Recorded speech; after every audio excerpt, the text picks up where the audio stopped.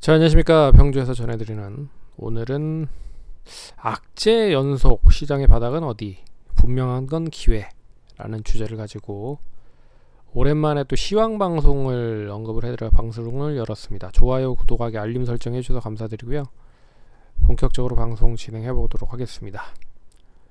연일 지속되는 시장이 약세 흐름을 보이고 있는 가운데 우리 시장이 어느 시점이 바닥인지 어떻게 보면 제가 생각을 했을 때 바닥권도 거의 이제 뭐 근접을 했다라고 보고 있는데, 근데 생각보다 더 하락을 많이 한 부분인 것 같습니다. 저는 뭐 주봉상 월봉상 보시면 아시겠지만 이 주봉상을 봤을 때 120일 주 120 주선이죠. 120 주선. 코스피 120 주선이 2620이기 때문에 그 정도 시점에서는 기술적 반등이 조금이라도 나오지 않을까라고 했는데, 오늘 장 막판까지 떨어뜨리는 흐름이었고, 코스닥도 역시나 120 주선이 856포인트였습니다. 근데 849포인트까지 떨어뜨렸기 때문에 뭐 어느 정도 예측을 좀 빗나갔다라고 생각을 하고 있습니다. 근데 저뿐만 아니라 이제 기술적인 흐름을 봤을 때 어느 정도 대략의 뭐 포인트를 잡고 대응을 하시는 분들은 저 또한 뭐 기술적인 거를 그렇게 많이 보지는 않지만 그래도 나름 뭐 생각을 좀 하거든요. 어느 정도 시점에서 반등이 좀 나올 수 있지 않겠느냐라고 했는데, 생각보다는 많이 좀 하락을 하는 부분이라 뭐 크게 동요는 되지 않았지만 그래도 뭐 재작년부터 투자를 하셨던 분들 같은 경우에는 엄청나게 힘들으셨겠구나 라고 생각을 할 수 있을 것 같습니다. 뭐 쉽게 말해서 작년에 이제 고점 대비했을 때 작년에 뭐 보시면 코스닥이 작년에 8월 달에 고점이었습니다. 8월 달에 1062포인트에서 지금 849포인트니까 정확하게 220포인트가 빠졌죠. 그래서 작년에 고점 대비해 봤을 때 지금 시점이 약 한 넉넉히 한 25% 정도 하락을 했다라고 볼 수가 있을 것 같고, 코스피 같은 경우에도 작년에 고점이 1월이었죠. 1월이었는데 1년 지나고 나서 벌써 이제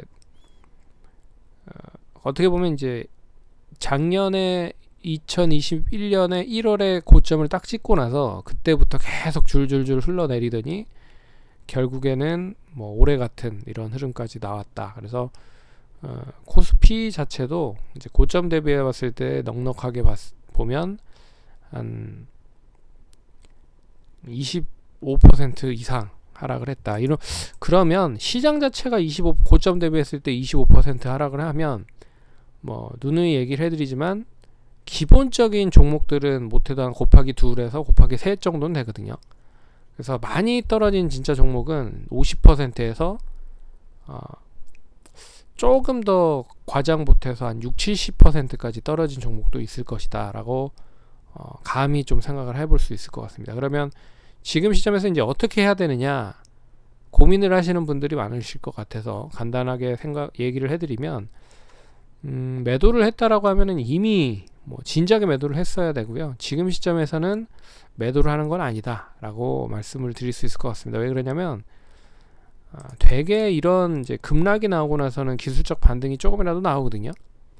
이제 그때 뭐 시장이 반등을 했을 때 내 종목이 더 빠르게 올라간다는 보장은 없지만 그래도 지금 가격대는 아닐 가능성이 높다라고 볼 수가 있습니다. 그래서 떨어졌을 때 구간을 한번 볼게요. 떨어졌을 때 흐름. 자, 보시면 이 코로나 전에도 2018년 10월에 시가 대비했을 때 저가가 15%, 한 15% 정도가 단기적으로 많이 하락을 했습니다. 10월 한 달 동안. 근데 한 달 동안 15% 하락을 하고 나서 그리고 나서 기술적 반등이 한 번 정도, 이때죠. 이때 보시면, 그래서 지금은 뭐 어느 시점이 바닥이다 라는 걸 논하기보다는 많이 하락을 했을 때가 대체적으로 저점을 확인하면 그 다음에는 기술적 반등이 조금이라도 나온다 라는 거를 말씀드리려고 이런 얘기를 하는 겁니다. 그래서 보시면 이제 코로나 전이니까, 근데 코로나 때도 보시면 3개월 동안 엄청나게 많이 하락을 했죠. 고점 대비했을 때 2020년 1월부터 시작 6%, 12%, 그리고 장중에 거의 뭐 저점 대비했으면 한 38%, 3개월 동안 한 40%가 떨어졌죠. 그리고 나서 이제 급반등이 나오기 시작을 합니다. 어찌됐든 지금은 이제 그런 때랑은 좀 틀리지만 여하튼 이렇게 단기적으로 급락이 나오면 기술적 반등이 빠르게 나오기는 한다. 이때뿐만 아니라 또 보죠. 이때 보시면 이때도 8월 한 달 동안 고점 대비해 봤을 때 22%가 떨어졌습니다. 23%. 저가에 떨어졌다가 이제 뭐 8월 한 중순 되니까 이제 낙폭을 줄이면서 마이너스 11%로 마감이 됐죠. 그래서 저점 대비해 봤을 때도 한 10%가 올랐다라고 볼 수가 있습니다. 이거는 뭐 1월이 이제 거의 다 간 흐름이기 때문에 이런 흐름은 아니지만 어찌 됐든 이렇게 뭐 밑꼬리가 뭐 내일 나오지 않으라는 법은 없죠. 어찌 됐든 뭐 그런 흐름이 나올 수 있을지 봐야겠지만 역시 이렇게 좀 10% 이상 빠졌을 때는 기술적 반등이 조금이라도 나온다. 그리고 나서 그 다음 달 9월 한 달 동안도 고점이 이제 2.5% 상승을 했다가 떨어졌죠. 역시 고점 대비했을 때 마이너스 14%까지 빠졌지만 이내 이제 마이너스 5%로 낙폭을 확 줄였습니다. 그러면 저점 대비했을 때는 마이너스 9%, 10%는 올라간 거잖아요. 그리고 나서 반등. 그래서 이 흐름이 그대로 좀 이어진다라고 해도, 그리고 이때도 보시면 6월 달부터 하나, 둘, 셋, 넷, 다섯, 5개월 연속 빠졌고요.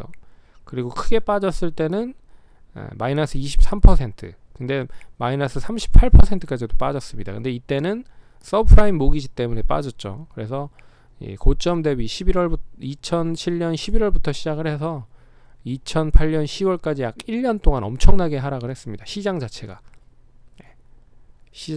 이렇게 하락을 했다. 거의 2100포인트에서 890포인트까지 갔으니까 엄청나게 많이 하락을 한 거죠. 근데 이거는 이제 어떻게 보면 이제 부동산 관련된 부분으로 이제 금융 위기가 온 거고, 미국에 왔기 때문에 미국이 힘들어지다 보니까 결국 이제 아시아나 뭐 글로벌적인 흐름으로도 약세 흐름을 보였었던 거고,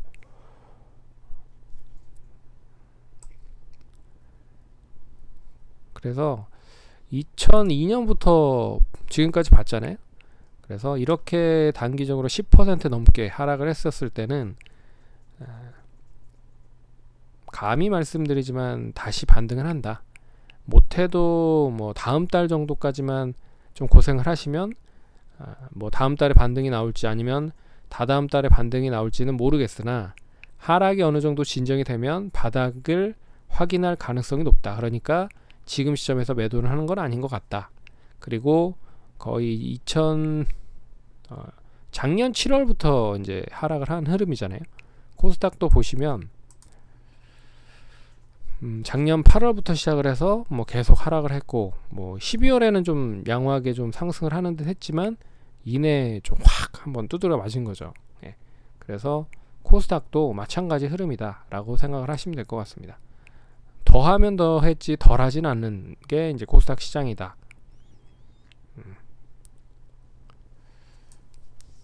그래서 지금 시점은 이제 기술적인 흐름으로 봤을 때 뭐 어느 시점이 저점이다라고 논하는 것보다는 이걸 이제 고스란히 맞닥뜨리셔야 된다, 받아들이셔야 된다라고 생각을 하시면 될 것 같습니다. 그래서 이거를 내가 시장을 이기겠다라고 하면 절대 이길 수가 없습니다. 예, 그래서 마음을 편하게 좀 가지시면 좋을 것 같고, 되레 지금 시점에서는 매도는 아닌 것 같다 라는 거는 저뿐만 아니라 기본적으로 주식을 좀 하시는 분들은 그렇게 다 얘기를 하실 겁니다. 그러니까 반등을 할 때, 시장이 반등을 할 때 내 종목이 많이 오르면 더 좋겠지만 조금 오를 수도 있다. 그런데 지금보다는 나을 거다. 그러면 이제 지금 하락에 대한 요인들을 한번 볼게요. 왜 하락을 하는지에 대한 요인이 제일 중요한 거잖아요. 근데 그 요인이 한꺼번에 복잡하게 좀 얽히고 설켜 있다. 그래서 제가 봤을 때는 뭐 악재가 계속적으로 이제 이어지고 있는 상황입니다. 지난번에도 얘기해드렸지만, 지난번에도 이제 기술적인 흐름으로 이야기를 해드렸었죠. 근데 그때보다 생각했던 것보다 더 많이 하락을 한 부분이라 지금은 기술적 분석이 별로 의미가 없다, 라고 생각을 하시면 될 것 같고, 제일 중요한 게 이거 같습니다. 이제 미국 금리 인상이 시발점이 됐죠. 그래서 이 금리 인상을 언제 할 거냐라고 했는데, 올해는 공격적으로 좀 단행을 할 가능성이 높을 것 같습니다. 그래서 파월 의장이 어제 뭐 회의를 통해서 얘기를 했죠. 3월부터 본격적으로 금리를 인상을 할 거다. 근데 기존에 립 서비스를 했었던 거와는 정반대로 어떻게 보면 비둘기적인 성향을 가지고 있는 파월 의장이었는데 매파적인 의견을 냈다는 거죠. 그만큼 인플레이션을 잡으려고 노력을 하고 있다라고 말씀을 드릴 수 있을 것 같습니다. 그래서 이 파월 의장이 그런 이야기를 단행을 했다는 것 자체는 이제 올 때까지 왔구나, 돈으로 밀어붙이는 시장은 끝났구나 라고 뭐 감히 말씀을 해드릴 수가 있는 부분이죠. 그렇지만 뭐 완전하게 끝난 건 아닙니다. 차라리 이런 흐름이 나오면 되레 이제 억눌렸었던 투자 심리가 되레 회복이 되는 경우가 많거든요. 그래서 아직도 지금 위드 코로나로 인한 경기에 대한 긍정적인 효과를 누리지도 못한 상황에서 지금 이런 꼴이 돼버렸기 때문에 올해보다는 내년, 내후년이 더 문제일 가능성이 크다라고 볼 수 있습니다. 그래서 지금 시점은 뭐 차라리 금리 인상을 좀 강하게 단행을 하는 게, 제가 봤을 때는 뭐 매도 먼저 맞는 게 낫다고, 올해 빨리 단행을 해버리는 게 나을 수도 있다라고 말씀을 드릴 수 있을 것 같고, 그리고 또 하나 뭐 계속 얘기가 나오고 있는 게 러시아와 우크라이나 관련된 부분이죠. 근데 이거는 뭐 제가 봤을 때는 러시아가 가지고 있는 뭐 천연가스도 있고 여러 가지 자연으로 얻어들일 수 있는 뭐 농수산물도 있고 엄청나게 다양한 자원들을 보유하고 있어서 그거를 좀 잘 이용을 해서 어떻게 하면 좀 우크라이나를 종속시킬 수 있을지에 대한 고민을 계속 하고 있는 상황인 것 같습니다. 혹시라도 이제 뭐 전쟁이 일어난다라고 해도 이게 뭐 핵을 쓴다거나 뭐 그러지는 않을 것 같고요. 이제 그들만이 좀 풀어야 되는데, 어찌됐든 이제 푸틴 대통령이 잘 원만하게 해결이 될 수 있을지 모르겠으나, 어찌됐든 뭐 핵전쟁이 난다, 뭐 핵전쟁 나면 혹시라도 나면 뭐 다 죽는 거죠. 뭐 주식이 무슨 의미입니까? 예. 그래서 그런 뭐 최악의 상황은 이루어지진 않을 것 같고, 뭐 계속 이제 악재가 계속 나오다 보니까 이것도 같이 연결이 되는 것 같다. 그리고 올해 약 한 1월, 지금 1월 달이잖아요. 근데 지금 1월 달인데 1월에 안 좋은 소식이 한꺼번에 다 지금 몰아서 나오고 있는 상황입니다. 그래서 신라젠 상패부터 시작을 해서 안트로젠, 매드팩토 임상 관련돼서 실패 나왔고 거부 나왔고 막 그랬죠.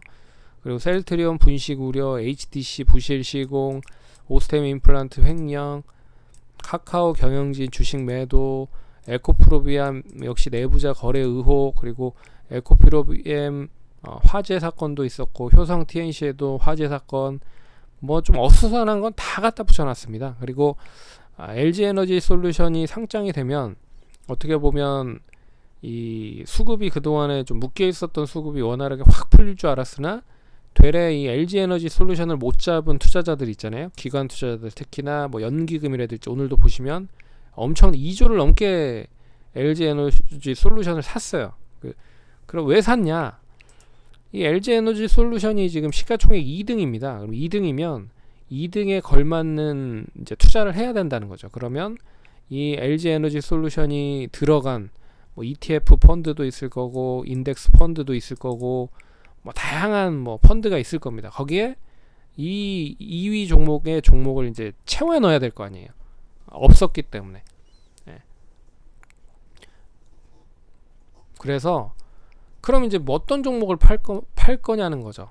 시가총액 많은 높은 종목들을 팔 거라는 겁니다. 이 110조짜리 종목을 이제 펀드로 채우기 위해서는 시가총액이 큰 종목들을 팔 수밖에 없다. 그래서 같은 계열의 삼성 SDI나 SK이노베이션 그리고 시가총액이 큰 삼성전자, SK하이닉스 뭐 이런 종목을 싸그리 다 팔았다는 거죠.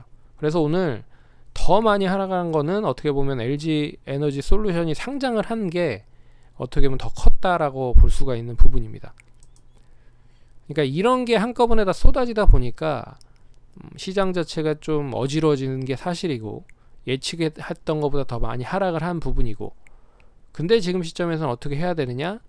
뭐 정답은 없습니다. 그냥 보유를 하고 계시는 게 제일 깔끔하다라고 생각을 하고 있고, 괜히 뭐 단기적인 종목을 매수하려고 이거 사고 저거 사고 하다간 그냥 손절 몇 번 하면 또 깡통 차는 게 딱 좋은 시기입니다. 그래서 지금 시점에서 하지 말아야 되는 건 미수, 신용 뭐 이런 거 하지 마시고요. 그리고 스탁론 이런 건 절대 하지 마시기 바라겠습니다. 그리고 버티셔야 되죠. 근데 어떻게 버티냐? 분명히 이제 시장이 떨어질 만큼 떨어지면 반등을 할 거라는 거죠. 그때를 노리시라는 겁니다. 뭐 비중을 줄일지 아니면 추가 매수를 더 할지 뭐 이런 거를 잘 생각을 하셔서 선택과 집중을 잘 하셔라. 그래서 종목이 별로 안 좋으면 차라리 그냥 올라가는 반등을 이용을 해서 매도를 하는 것도 좋고요. 근데 다른 종목은 시간만 주어지고 하면 더 올라갈 수 있을 확률이 높다. 그러면 그 매도한 종목을 그러니까 매수할 종목으로 더 하는 거죠. 그래서 집중 투자로 추가적인 매수를 하는 게 그것도 나쁘지 않다라고 보고 있습니다. 그래서 그런 식으로 방법으로 매매를 해야 결국에는 살아남을 수 있다라고 말씀을 드릴 수 있을 것 같습니다. 그래서 지금 시점은 버텨라. 그게 가장 말씀드릴 수 있는 부분인 것 같습니다. 성우 투자하시고 다음번에 찾아뵙도록 하겠습니다. 감사합니다.